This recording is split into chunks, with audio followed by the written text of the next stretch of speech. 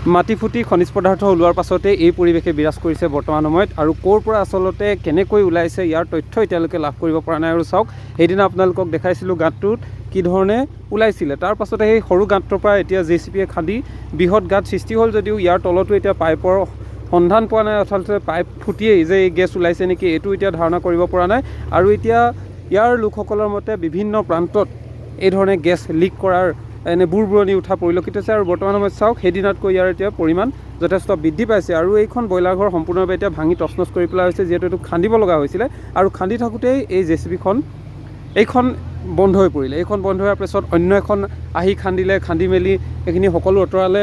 তাৰ পাছতো কিন্তু এতিয়া বৰ্তমান সময়ত অন্য এখন JCBয়ে এই JCBখন টানিবৰ কাৰণে এতিয়া চেষ্টা কৰিছে, কাৰণ এইখন ইয়াত বিকল হৈ পৰিলে আৰু এতিয়া ইয়াত ঠিক কৰিবৰ কাৰণেও ঠিক কৰোঁতেও হয়তো কেনেবাকৈ যদি অনিচ্ছাকৃতভাৱে জুই লাগিবলৈ হয় তেনেহ'লে বৰ ডাঙৰ ঘটনা হ'ব।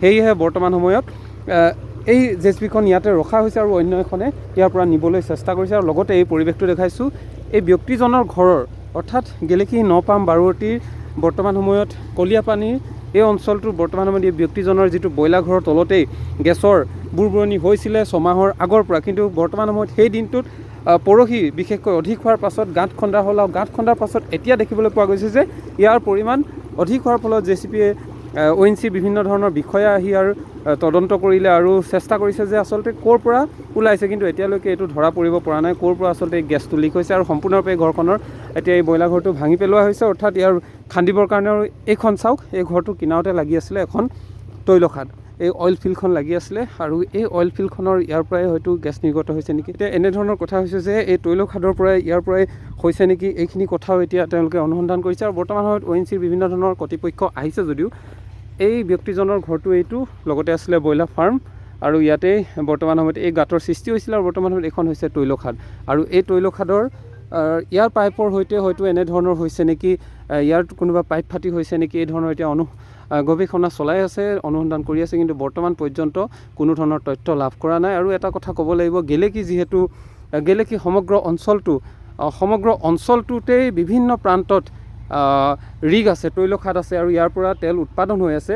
তেনেস্থলত এই অঞ্চলটোত এতিয়া বুৰবুৰণি যি খনিজ পদাৰ্থৰ বুৰবুৰণি যি ধৰণে এতিয়া হৈছে, তাৰ ফলত এতিয়া এই অঞ্চলটো এতিয়া আতংকময় পৰিৱেশ সৃষ্টি হৈছে। আৰু ইয়াত এতিয়া ৰাইজে কোনো ধৰণৰ গেছ চিলিণ্ডাৰ আচলতে তেওঁলোকে ইউজ কৰা নাই, খাদ্য ইয়াত ৰন্ধন কৰা নাই।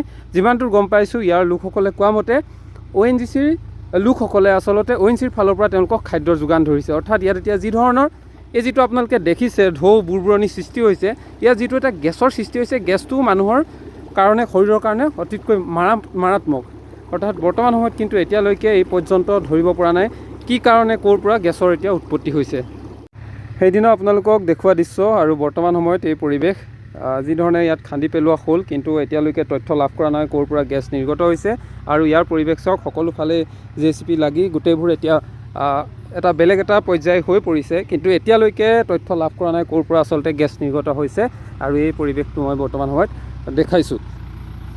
JCB এখনৰ ইঞ্জিন বিকল হৈ পৰিলে আৰু এয়া বৰ্তমান সময়ত বিকল ইঞ্জিন এৰুৱাই লৈ অনা হৈছে আৰু এই ধৰণে এতিয়া ইতিমধ্যে কাম লাগি আছে। কিন্তু ONC বিষয়াবৰ্গ এতিয়া কি পাইছে, এই অঞ্চলটোত ওচৰতে আৰু এটা ৰিগ আছে আৰু এটা তৈলখাদ আছে আৰু এইফালে আপুনি দূৰলৈ মই দেখাম, ইয়াত তেওঁলোকে ফায়াৰ ব্ৰিগেড ৰখাই থৈছে, যাতে ইয়াত অনাকাংক্ষিত যদি কিবা ঘটনা হয়, জুই চুই লাগে, তেনেহ'লে ইয়াক প্ৰতিহত কৰিবৰ কাৰণে ফায়াৰ ব্ৰিগেডটো ৰাখি থৈছে।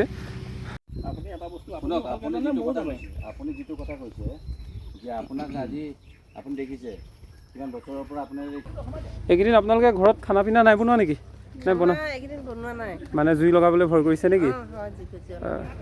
কালি আপোনালোকক খানা দিছে ONC ফালৰ পৰা আৰু আজি এতিয়া নিবলৈ আহিছে ন?